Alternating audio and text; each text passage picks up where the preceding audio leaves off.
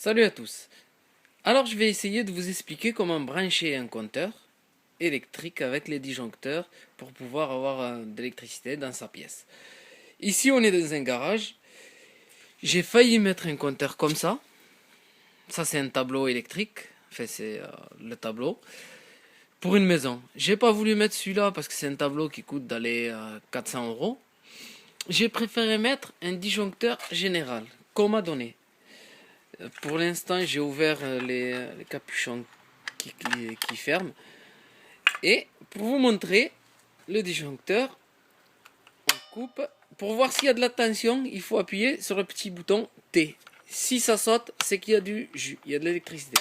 Là, on voit qu'il y a de l'électricité.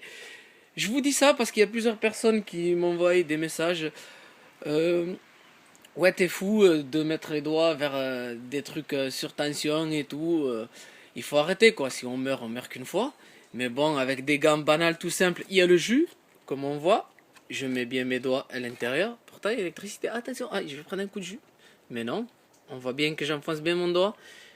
Je risque rien du tout. C'est des gants en silicone. Voilà. Ou en néoprène, je crois. Je sais pas. Enfin bon, c'est des gants basiques quoi. Et je prends pas du tout d'électricité ni rien. Faut arrêter de dire qu'on va s'électrofier ou je sais pas comment on appelle ça. Et qu'on dit ouais, tu vas prendre un coup de jus, tu vas mourir. Bon, enfin bon, c'est des conneries. Voilà. Alors, mon arrivée générale, elle se situe ici. On passe dans le tableau, on remonte, on vient là. Là, c'est l'entrée.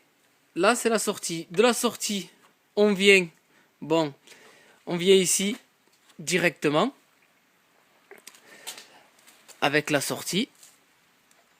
Là, on passe là. En fait, la sortie électrique, elle vient là et elle monte. Ah, je vise mal.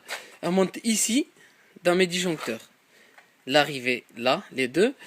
Et du coup, j'ai pointé les deux disjoncteurs avec un peigne.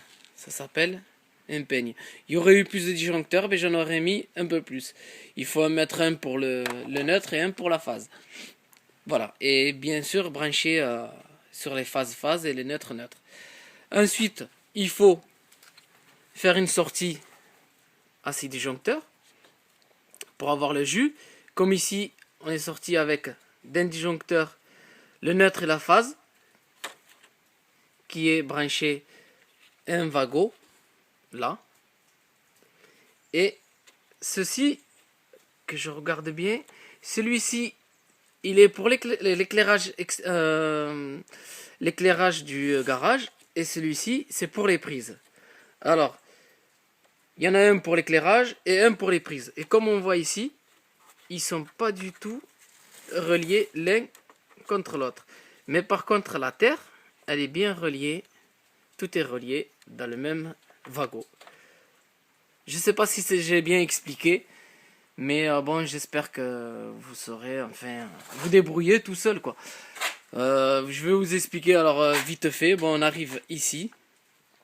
On rentre son électricité tout simple à son général. De là, on sort du disjoncteur général. Il faut aller du disjoncteur général au petit disjoncteur.